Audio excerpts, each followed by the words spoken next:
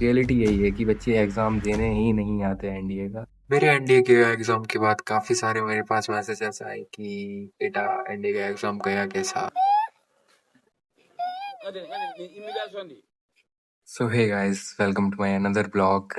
Blog क्या, ये बस एक वीडियो है जो मैं बताना चाहता हूँ कि मेरा एनडीए का एक्सपीरियंस कैसा रहा। तो बिना किसी उसके हम स्टार्ट करते हैं। मतलब जैसे एक्सपेक्टेड था उससे मेरे हिसाब से एग्ज़ाम हार्ड था क्योंकि मैंने प्रिपरेशन नहीं की थी एंड काफ़ी ठीक एग्ज़ाम गया है। मतलब मैथ्स का अच्छा गया एंड अदर सब्जेक्ट जैसे जीएटी उसका तो भाई पढ़ा नहीं था, तो मेरा वो अजीब ही गया है एंड मैथ्स का काफ़ी ठीक गया है। लेकिन मैंने ओएमआर में थोड़ी-सी गलती कर दी थी शायद 2 क्वेश्चंस में। मैंने सेकंड ऑप्शन उम, टिक कर दी थी, पता नहीं किसको थी। मैं सोचा निकलेगा तो वो ठीक है, सही है, नहीं तो रहने देते हैं। वैसे कोई चांस तो नहीं है निकलने का एंड बस यही था। और आने-जाने का एक्सपीरियंस मेरे को सबसे बढ़िया लगा। पहले तो यहाँ से निकले भाई तो तब तो लेट हो रहे थे एंड फिर थोड़ी देर में हम लोग पहुँच गए टाइम पे एंड बैठ गए। तो यहाँ से जाते-जाते भाई बोर होते रहे, तो थोड़ी देर बाद हम लोग पहुँच गए एंड घूमे वहाँ। और फिर भाई इस बार पता नहीं वहाँ पे क्या कर रहे थे, कौन सा वेरिफिकेशन चल रहा था। हमारा एग्ज़ाम ख़त्म हो गया था 10 से 12:30 बजे वाला, तो 12:30 पे ख़त्म हो गया एंड वहाँ अंदर वेरिफिकेशन कर रहे पता नहीं क्या। तो वो अंदर ही खड़ा करे रहे और भाई खाना खाने के लिए ये लोग ऊपर मतलब गेट से ऐसे चढ़ के आ रहे थे।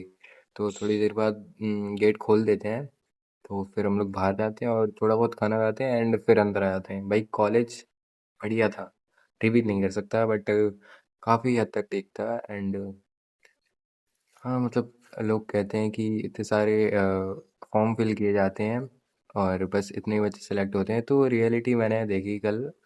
रियलिटी कुछ ऐसी थी कि मेरे क्लास में शायद स्टूडेंट थे may be 15 and total number of seats थी 24।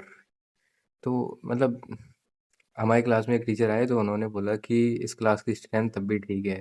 तो इसका मतलब मेरे स्ट्रेंथ से भी कम के बच्चे थे एंड रियलिटी यही है कि बच्चे एग्ज़ाम देने ही नहीं आते एनडीए का एंड पता नहीं किस बात के लिए नहीं आते हैं बट ऐसा नहीं होता है कि इतने निकल गए, मतलब निकाल दिया गया। बच्चे एग्ज़ाम ही देने नहीं आते। मेरे साइड वाली सीट खाली थी, सीधी बात यही है, मेरे आगे वाली सीट भी खाली थी एंड काफ़ी ठीक था एग्ज़ाम।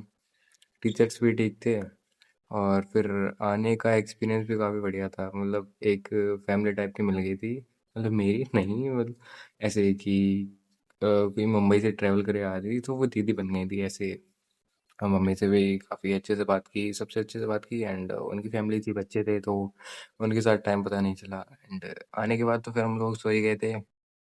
अम, मेरे को काफ़ी नींद लगी थी एंड फिर मैं 8-10 घंटे सोया एंड फिर सोचा कि अगले दिन कमबैक करूँगा। सोच तो रहा हूँ मैं कमबैक करने की एंड देखते हैं अभी क्या होगा। कमबैक करते हैं, क्या करते हैं। और काफ़ी सारे कमेंट्स आ रहे थे कि भाई बेस्ट ऑफ लक वगैरह वगैरह, तो उनके लिए फिर से थैंक यू एंड यही है बस। और कुछ लोगों को ब्लॉग्स भी चाहिए तो ब्लॉग्स आएंगे। शायद पढ़ाई पढ़ाई के तो करनी पड़ेगी एंड भाई एक बात तो है, एग्ज़ाम कैसा भी जाए अगर वहाँ जाके तुम घूम नहीं पाए तो वो तो ख़राब ही है। तो मैंने ये एक टी शर्ट ली थी, ये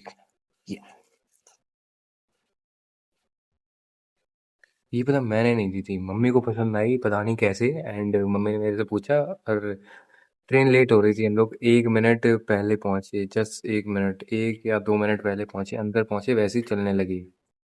और बस यही लिखा था और एक छोटी सी कार ली थी मैंने, काफ़ी बढ़िया लग रही है, मतलब क्या है, अभी दिखाऊंगा थोड़ी देर में। मैं कम्युनिटी पोस्ट कर दूंगा, उस पर देख लेना एंड बस यही है और तो कुछ नहीं।